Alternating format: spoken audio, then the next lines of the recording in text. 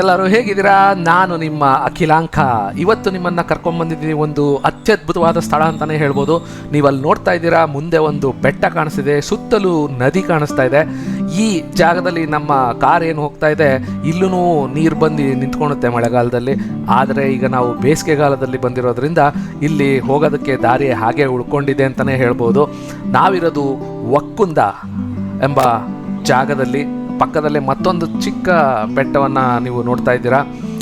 ಬನ್ನಿ, ಆ ಒಂದು ಬೆಟ್ಟ, ಆ ಬೆಟ್ಟದ ಮೇಲೆ ಏನಿದೆ, ಈ ಒಕ್ಕುಂದ ಎಂಬ ಸ್ಥಳದ ಬಗ್ಗೆ ಏನು ಐತಿಹಾಸಿಕ ಹಿನ್ನೆಲೆ ಇದೆ ಅನ್ನೋದನ್ನು ಇಲ್ಲಿ ಸಾಕ್ತಾ ತಿಳ್ಕೊತಾ ಹೋಗೋಣ. ಈ ಒಂದು ಸ್ಥಳ ಬಂದ್ಬಿಟ್ಟು ಈ ಮಲಪ್ರಭಾ ನದಿಯ ಬ್ಯಾಕ್ ವಾಟರ್ ಅಂತಲೂ ಹೇಳ್ತಾರೆ. ಮುಂದೆ ಸವದತ್ತಿ ಎಲ್ಲಮ್ಮ ಇರುವಂತಹ ಜಾಗಕ್ಕೂ ಸಹ ಈ ನೀರು ಅಲ್ಲಿ ಹರಿದು ಹೋಗ್ತದೆ. ಈ ಒಕ್ಕುಂದ ಗ್ರಾಮ ಬಂದು ಬೆಳಗಾವಿ ಜಿಲ್ಲೆಯ ಬೈಲಹೊಂಗಲ ತಾಲೂಕಿನಲ್ಲಿರುವಂತಹ ಒಂದು ಐತಿಹಾಸಿಕ ಮತ್ತು ಸಾಂಸ್ಕೃತಿಕ ಪರಂಪರೆಯುಳ್ಳಂತಹ ಗ್ರಾಮ ಅಂತಲೇ ಹೇಳ್ಬೋದು. ಇಲ್ಲಿರುವಂತಹ ಪ್ರಾಚೀನ ದೇವಾಲಯಗಳು, ಬಸದಿಗಳು ಅತಿ ಮುಖ್ಯವಾದಂತಹ ಒಂದು ಸಾಂಸ್ಕೃತಿಕ ಮತ್ತು ಐತಿಹಾಸಿಕ ಹಿನ್ನೆಲೆಯನ್ನು ನಮಗೆ ತೋರಿಸ್ತವೆ. ಇದೀಗ ನೀವು ನೋಡ್ತಾ ಇದ್ದೀರಾ, ನಾವು ಬಂದಂಥ ಹಾದಿ, ಅಲ್ಲಿ ಮುಂದೆ ಒಂದು ಬೆಟ್ಟ ಕಾಣಿಸ್ತಿದೆ. ಆ ಬೆಟ್ಟದ ತುದಿಯಲ್ಲಿ ನಮಗೆ ಚತುರ್ಮುಖ ಬಸದಿ ಸಿಗ್ತದೆ. ಬಸದಿ ಎಂದ ಮೇಲೆ ಅದು ಜೈನ ಸಮುದಾಯದ ಒಂದು ಬಸದಿ ದೇವಾಲಯ ಅಂತ ನೀವು ಬಹಳ ಸುಲಭವಾಗಿ ಅದನ್ನು ಗುರುತಿಸಬಹುದು. ಬನ್ನಿ, ಈ ಹಾದಿಯಲ್ಲಿ ಸಾಕ್ತಾ ಮುಂದೆ ಹೋಗೋಣ. ರೋಡು ಅಷ್ಟು ಚೆನ್ನಾಗಿಲ್ಲ, ಕೊಚ್ಚೆ ಗುಂಡಿ ಹಾಗೂ ಮತ್ತಿತರೆ ಮಳೆ ಗಾಳಿಗಳಿಂದ ಹಾಳಾಗಿದೆ ಅಂತಲೇ ಹೇಳ್ಬೋದು. ಅಲ್ಲಿವರೆಗೂ ಲೈಟಿನ ಮತ್ತು ಪವರ್ ಕಂಬಗಳನ್ನು ಎಳೆದಿದ್ದಾರೆ. ಅಲ್ಲಿ ಪವರ್ ಸೌಕರ್ಯ ಇದೆಯೋ ಇಲ್ವೋ ಅನ್ನೋದ್ರ ಬಗ್ಗೆ ಯಾವುದೇ ಮಾಹಿತಿ ಇಲ್ಲ. ಇಲ್ಲೊಂದಷ್ಟು ಪಾಳು ಬಿದ್ದಂತಹ ದೇವಾಲಯದ ಕಲ್ಲುಗಳನ್ನು ಗುಡ್ಡೆ ಹಾಕಿ ಹಾಗೆ ಬಿಟ್ಟಿದ್ದಾರೆ.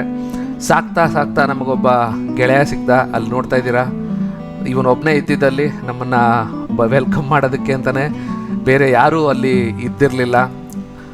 ಈ ಬೆಟ್ಟಕ್ಕೆ ಬರುವ ಇದೊಂದೇ ದಾರಿ. ಮಳೆಗಾಲದಲ್ಲಿ ನಾವು ಇಲ್ಲಿ ಬರೋದಕ್ಕೆ ಸಾಧ್ಯವಾಗೋದಿಲ್ಲ, ಯಾಕಂದರೆ ಈ ಬೆಟ್ಟದ ಸುತ್ತಲೂ ನೀರು ತುಂಬಿಕೊಂಡಿರೋದ್ರಿಂದ ಇಲ್ಲಿ ಬರೋದು ಸ್ವಲ್ಪ ಕಷ್ಟಕರವಾಗುತ್ತೆ. ಬೇಸಿಗೆಗಾಲ ಆಗಿರೋದ್ರಿಂದ ಹಾಗೆ ನಾವು ಕಾರ್ನಲ್ಲಿ ಒಂದಷ್ಟು ದೂರ ಸಾಗಿ ಬಂದು ಕಾರನ್ನು ಒಂದು ಕಡೆ ನಿಲ್ಲಿಸಿ ಅಲ್ಲಿಂದ ಕಾಲ್ನಡಿಗೆಯಲ್ಲೇ ಈ ಬೆಟ್ಟದ ಕಡೆ ಹೊರಟ್ವಿ. ಇದೀಗ ನಾವು ಪಶ್ಚಿಮ ದಿಕ್ಕಿಗೆ ಬೆಟ್ಟವನ್ನು ಹತ್ತುತ್ತಾ ಇದ್ದೀವಿ. ಮೆಟ್ಟಿಲುಗಳು ಸಹ ಪೂರ್ವದಿಂದ ಪಶ್ಚಿಮಕ್ಕೆ ಇದೆ ಈ ಒಂದು ಸ್ಥಳದಲ್ಲಿ. ಹಾಗಾಗಿ ನಿಮಗೆ ಇಲ್ಲಿ ಸೂರ್ಯನ ಒಂದು ಕಿರಣಗಳು ಕಣ್ಣಿಗೆ ರಾಚ್ತಾ ಇದ್ದಾವೆ ಅಂತಲೇ ಹೇಳ್ಬೋದು.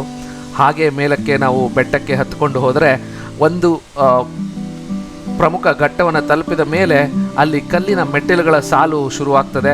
ಅಲ್ಲಿಂದ ದೇವಸ್ಥಾನ ಅಥವಾ ಬಸದಿಗೆ ಹೋಗುವಂತಹ ಸುಗಮವಾದ ಹಾದಿ ಸಿಗ್ತಾ ಹೋಗ್ತದೆ.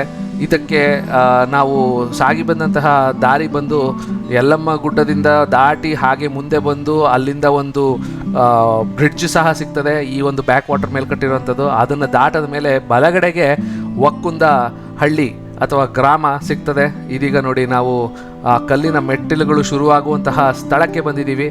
ಇಲ್ಲಿ ಸಾಕಷ್ಟು ಏನಂತಾರೆ ರಿನೋವೇಷನ್ ಕಾರ್ಯಗಳು ಆರ್ಕಿಯಾಲಜಿಯವ್ರ ಕಡೆಯಿಂದ ನಡೆದಿದೆ. ಅದಕ್ಕಾಗಿ ಮೆಟ್ಟಿಲುಗಳು ಸ್ವಲ್ಪ ಸುಸಜ್ಜಿತವಾಗಿ ಕಾಣಿಸ್ತಾ ಇದೆ. ಆದರೂ ಸುತ್ತಮುತ್ತಲೂ ಬಹಳಷ್ಟು ಕೆಲಸ ಕಾರ್ಯಗಳಾಗಬೇಕಾಗಿದೆ. ಅಲ್ಲಿ ನೋಡಿ, ಪಾಳು ಬಿದ್ದಿರುವಂತಹ ಯಂತ್ರೋಪಕರಣ ಹಾಗೆ ಬಿಟ್ಟಿದ್ದಾರೆ.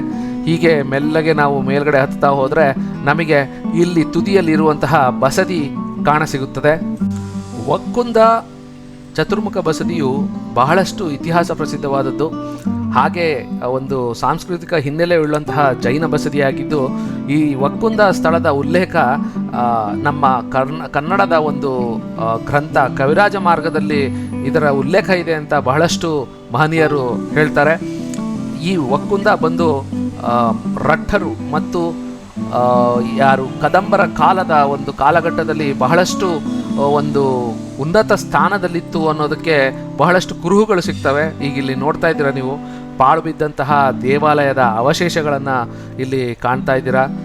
ಇದಕ್ಕೆ ಸಾಕಷ್ಟು ಇತಿಹಾಸವಿದ್ದು, ಪ್ರಾಯಶಃ ಇದು 6, 7, 5ನೇ ಶತಮಾನದ ಕಾಲಘಟ್ಟದಲ್ಲಿ ಇಲ್ಲಿದ್ದಂತಹ ದೇವಾಲಯ ಆಗಿದ್ದಿರಬಹುದು. ಮತ್ತು ಆಗಿನ ಕಾಲದ ಜೈನ ಸಮುದಾಯದ ಒಂದು ಉನ್ನತಿ ಅಥವಾ ಒಂದು ಬಹಳ ಒಳ್ಳೆಯ ಸುಸ್ಥಿತಿಯಲ್ಲಿದ್ದಂತಹ ಕಾಲಘಟ್ಟ ಇರ್ಬೋದು. ಇದು ನೋಡಿ, ಚಕ್ರದ ಒಂದು ಕೆತ್ತನೆ, ಪ್ರಾಯಶಃ ಮಂಟಪದಲ್ಲಿತ್ತೋ ಏನೋ. ಅಲ್ಲಿ ನೀವು ನೋಡ್ತಾ ಇದ್ದೀರಾ ಬಹಳಷ್ಟು ಕಂಬಗಳು ಮತ್ತು ವಾಸ್ಕಲ್ಗಳ ಒಂದು ಅಳಿದು ಉಳಿದಂತಹ ಕಲ್ಲು ತುಣುಕುಗಳನ್ನು ಅಲ್ಲಲ್ಲೇ ಹಾಗೆ ಬಿಟ್ಟಿದ್ದಾರೆ. ಇಲ್ಲಿನ ಬಸದಿಗಳು ಬಂದು ಚಾಲುಕ್ಯರ ಶೈಲಿಯ ವಾಸ್ತುಶಿಲ್ಪವನ್ನು ಹೊಂದಿದೆ ಅಂತಲೇ ಹೇಳಬೇಕು. ಹಾಗೆ ಇಲ್ಲಿ ನೀವು ನೋಡ್ತಾ ಇದ್ದರೆ ಆ ಸೂರ್ಯಾಸ್ತದ ಒಂದು ಅತ್ಯದ್ಭುತವಾದ ದೃಶ್ಯ ಕಾಣ್ತದೆ. ಹಾಗೆ ಹೊರಾಂಗಣದ ಒಂದು ನೋಟ ನೋಡಿ, ಆ ಬಸದಿ ಮತ್ತು ಸುತ್ತಲೂ ಬಹಳಷ್ಟು ಬಸದಿಗಳಿದ್ದವು. ಅದರಲ್ಲಿ ನಶಿಸಿ ಹೋಗಿ ಉಳಿದಿರ್ತಕ್ಕಂತಹ ಈ ಕೆಲವು ಬಸದಿಗಳು ನಾವಿಲ್ಲಿ ನೋಡಬಹುದು. ಈಗ ನಮ್ಮ ಎಡಗಡೆಗೆ ಹೋದಂತಹ ಒಂದು ಗರ್ಭಗುಡಿ ಏನಿದೆ, ಅಲ್ಲಿ ಸುಮಾರು 10ರಿಂದ 8 ಅಡಿ ಎತ್ತರದ ಒಂದು ತೀರ್ಥಂಕರರ ಮೂರ್ತಿ ಇದ್ದಿತ್ತಿರಬಹುದೆಂದು ನಾವು ಊಹಿಸ್ಬೋದು. ಯಾಕಂದರೆ ಅದರ ಮೇಲ್ಛಾವಣಿಯಲ್ಲಿ ತೀರ್ಥಂಕರರ ಒಂದು ಕೆತ್ತನೆಗಳನ್ನು ನಾವು ಗಮನಿಸಬಹುದು. ಹಾಗೆ ಅದರ ಗರ್ಭಗುಡಿಯಲ್ಲಿ ಇರುವಂತಹ ಒಂದು ಮುಖ್ಯವಾದ ಮೂರ್ತಿಯ ಪೀಠ ಮತ್ತು ಅದರ ಎತ್ತರವನ್ನು ಗಮನಿಸಿದರೆ ನಮಗೆ ಅಲ್ಲಿದ್ದಂತಹ ಮೂರ್ತಿಯ ಎತ್ತರ ಬಂದು ಒಂದು ಅಂದಾಜು ಸಿಗ್ತದೆ. ಪ್ರಾಯಶಃ ಒಂದು 10ರಿಂದ 15 ಅಡಿ ಎತ್ತರದ ಮೂರ್ತಿ ತೀರ್ಥಂಕರರದು ಅಲ್ಲಿ ಇತ್ತು ಅಂತಲೇ ನಾವು ಪರಿಭಾವಿಸ್ಬೋದು ಅಂತ ಹೇಳಕ್ಕೆ ಇಷ್ಟಪಡ್ತೀನಿ. ಬನ್ನಿ, ಆ ಒಂದು ಗರ್ಭಗುಡಿ ಒಳಗಡೆ ಏನು ನಾನು ವಿಸ್ತಾರವಾದ ವಿಚಾರಗಳನ್ನು ನಿಮಗೆ ವ್ಯಕ್ತಪಡಿಸಿದೆ ಅದನ್ನು ಸ್ವತಃ ನೋಡಬಹುದು. ನೋಡಿ, ಎಷ್ಟು ಅಚ್ಚುಕಟ್ಟಾದಂತಹ ಎತ್ತರವಾದ ಬಾಗಿಲಿದೆ. ಹಾಗೆ ಅಲ್ಲಿ ಒಳಗಡೆ ನೋಡ್ತಾ ಇದ್ದರೆ ನಿಮಗೆ ಅಲ್ಲಿದ್ದಂತಹ ಮೂರ್ತಿಯ ಎತ್ತರವನ್ನು ನೋಡ್ಬೋದು. ನೋಡಿ, ಆ ಹೆಬ್ಬಾಗಿಲ ಮೇಲ್ಗಡೆ ಅಲ್ಲಿ ತೀರ್ಥಂಕರರ ಕೆತ್ತನೆ ಇದೆ. ಆ ಗರ್ಭಗುಡಿಯೊಳಗಡೆ ಇರುವಂತಹ ವಿಗ್ರಹ ಕಾಣೆ ಆಗಿದೆ. ಇತಿಹಾಸದ ಕಾಲಗರ್ಭದಲ್ಲಿ ಅದು ಅಳಿದು ಹೋಗಿದೆ ಅಂತಲೇ ಹೇಳಬೇಕಾಗ್ತದೆ. ನೋಡಿ, ಎಷ್ಟು ಎತ್ತರವಾದಂತಹ ಒಂದು ಇಲ್ಲಿ ಮೇಲ್ಗಡೆ ಆ ಸಜ್ಜಗಳನ್ನು ನೋಡ್ತಾ ಇದ್ದೀರಾ. ಆ ಮಧ್ಯದಲ್ಲಿರುವಂತಹ ಆ ಪೀಠದ ಮೇಲೆ ಇದ್ದಂತಹ ತೀರ್ಥಂಕರರ ಮೂರ್ತಿ ಕಾಲಾನುಕಾಲದಲ್ಲಿ ಇಲ್ಲಿ ನಶಿಸಿ ಹೋಗಿದೆ ಅಥವಾ ಸ್ಥಳಾಂತರಗೊಂಡಿದೆ ಅಂತಲೇ ಹೇಳ್ಬೋದು. ಪ್ರಾಯಶಃ ಆಗಲೇ ಹೇಳಿದ ಹಾಗೆ 10ರಿಂದ 15 ಅಡಿ ಎತ್ತರ ಇದ್ದಿರಬಹುದು ಅಂತ ಊಹೆ ಮಾಡಬಹುದು. ಪಕ್ಕದಲ್ಲೇ ಹಾಗೆ ಸಾಗಿದ್ರೆ ಮತ್ತೊಂದು ಗುಡಿಯ ಕಡೆ ನಾವು ಹೋಗ್ಬೋದು. ಇಲ್ಲಿ ಬಹಳಷ್ಟು ಕೆತ್ತನೆಗಳನ್ನು ನಾವು ನೋಡಬಹುದು. ತೀರ್ಥಂಕರರ ಕೆತ್ತನೆ ಹಾಗೂ ಪಾದುಕೆಗಳ ಕೆತ್ತನೆ, ಮತ್ತು ಮೇಲೆ ಕಂಬಗಳಲ್ಲಿ ಹಾಗೂ ಚಾವಣಿಯಲ್ಲಿ ತೀರ್ಥಂಕರರನ್ನು ಸಾಲಾಗಿ ಕೆತ್ತಿರುವುದು.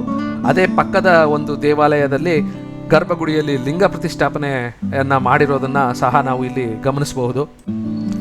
ಬನ್ನಿ, ಈಗ ಈ ದೇವಾಲಯಕ್ಕೆ ಒಳಗಡೆ ಹೋಗೋಣ.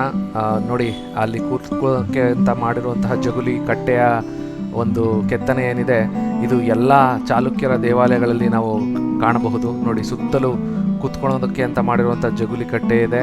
ಹಾಗೆ ಕಂಬಗಳ ಕೆತ್ತನೆಯನ್ನು ನೀವು ನೋಡಿದ್ರೆ ಲೇತಲ್ಲಿ ಟರ್ನ್ ಮಾಡಿ ಇಟ್ಟಿರುವಂತಹ ಒಂದು ವಾಸ್ತುಶಿಲ್ಪ ಇಲ್ಲಿ ಕಾಣಿಸ್ತದೆ. ಹಾಗೆ 4 ದಿಕ್ಕುಗಳಲ್ಲಿ ಸಹ ಪ್ರವೇಶ ದ್ವಾರಗಳ ಇರೋದನ್ನು ನೀವು ನೋಡ್ತಾ ಇದ್ದೀರಾ. ಇಲ್ಲಿ ಸದ್ಯಕ್ಕೆ 3 ದ್ವಾರಗಳು ಹಾಗೂ ಇಲ್ಲಿ ಮಧ್ಯದಲ್ಲಿ ಪಾದುಕೆಗಳ ಒಂದು ಕೆತ್ತನೆ ಇದೆ. ಇದು ನೋಡಿ ಗರ್ಭಗುಡಿ, ಅದಕ್ಕೊಂದೆರಡು ಸ್ತಂಭಗಳು. ಹಾಗೆ ಇಲ್ಲಿರುವ ವಾಸ್ಕಲ್ ಮೇಲಿರುವಂತಹ ಕೆತ್ತನೆಗಳನ್ನು ನೀವು ಗಮನಿಸಿದರೆ ನಾವು ಲಕ್ಷ್ಮೇಶ್ವರ, ಗದಗ, ಹುಬ್ಬಳ್ಳಿ ಎಲ್ಲ ಕಡೆ ನೋಡಿದ್ದಂತಹ ವಾಸ್ಕಲ್ ಮೇಲಿರುವಂತಹ ದ್ವಾರಪಾಲಕರ ಕೆತ್ತನೆಯ ಶೈಲಿ, ಇಲ್ಲಿರುವ ದೇವಾಲಯದ ಕೆತ್ತನೆಯ ಶೈಲಿ ಎರಡೂ ಸಹ ಒಂದೇ ಹಾಗೂ ಒಂದೇ ರೀತಿಯ ಕೆತ್ತನೆ ಇದೆ. ಹಾಗಾಗಿ ಇದು ಚಾಲುಕ್ಯರ ಕಾಲದ ಅಥವಾ ರಠರು, ಕಾದಂಬರ ಕಾಲದ ಕೆತ್ತನೆ ಅಂತಲೇ ಊಹಿಸಬಹುದು. ಹಾಗೆ ಪಕ್ಕದಲ್ಲಿ ಸಾಗಿದ್ರೆ ಮತ್ತೊಂದು ದೇವಾಲಯ ಪೂರ್ವಾಭಿಮುಖವಾಗಿದೆ. ಆ ಪೂರ್ವಾಭಿಮುಖವಾಗಿರುವಂತಹ ದೇವಾಲಯದ ಒಳಗಡೆ ಶಿವಲಿಂಗದ ಪ್ರತಿಷ್ಠಾಪನೆ ಮಾಡಿದ್ದಾರೆ. ಇಲ್ಲಿ ಬಹಳಷ್ಟು ಕಲ್ಲುಗಳನ್ನು ಸಿಕ್ಕಿದ್ದನ್ನು ಹಾಗೆ ಜೋಡಿಸಿ ಇಟ್ಟಿದ್ದಾರೆ. ಬಹಳಷ್ಟು ಕಲ್ಲುಗಳು ನಶಿಸಿ ಹೋಗಿದೆ.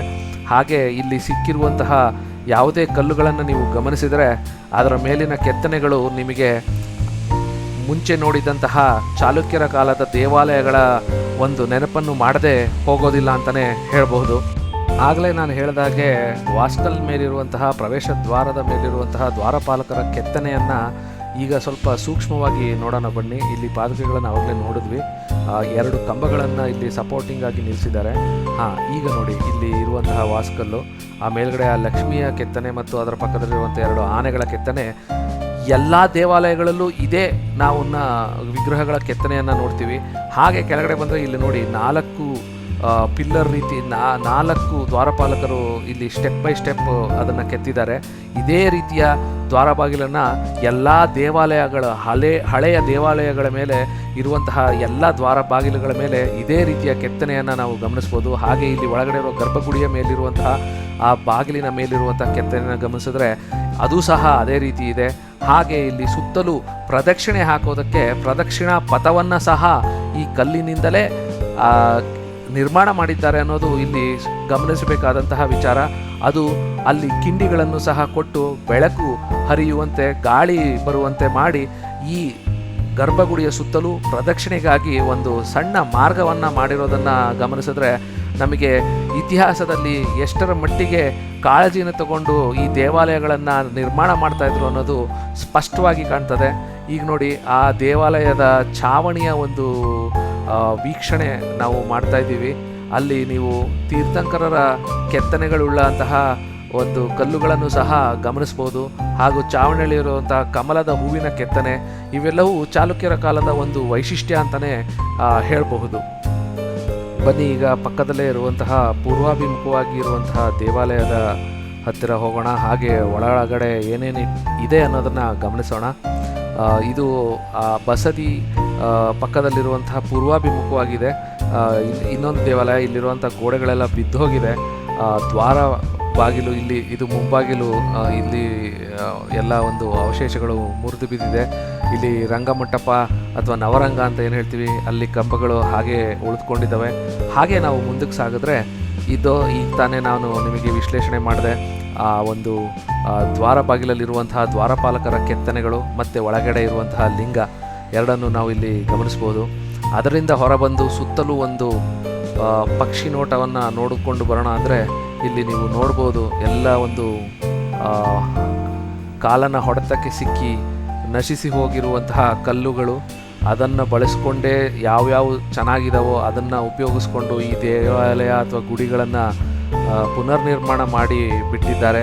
ಆದರೂ ಇದಕ್ಕೆ ಒಂದಷ್ಟು ಕಾಯಕಲ್ಪ ಕೊಟ್ಟು ಮತ್ತಷ್ಟು ಇದನ್ನು ಸದೃಢಗೊಳಿಸಬೇಕು ಹಾಗೂ ಮುಂದಿನ ಪೀಳಿಗೆಗೆ ಇವುಗಳನ್ನು ಉಳಿಸೋದು ನಮ್ಮ ಆದ್ಯ ಕರ್ತವ್ಯ ಅನ್ನೋದು ಇದನ್ನು ನೋಡ್ತಾ ಇದ್ದರೆ ನಿಮಗೆ ಅನಿಸದೆ ಹೋಗೋದಿಲ್ಲ. ನೋಡಿ, ಎಲ್ಲ ಒಂದು ಪಾಳು ಬಿದ್ದಂತಹ ದುಸ್ಥಿತಿಯಲ್ಲಿ ಈ ದೇವಾಲಯ ಇದೆ. ಹೀಗೆ ಮತ್ತೊಂದು ಹಳೆಯ ಪುರಾತನ ಇತಿಹಾಸವಿರುವಂತಹ ಒಂದು ದೇವಾಲಯವನ್ನು ತೆಗೆದುಕೊಂಡು ನಿಮ್ಮ ಮುಂದೆ ಬರ್ತೀನಿ. ಅಲ್ಲಿಯವರೆಗೂ ನಮಸ್ಕಾರ.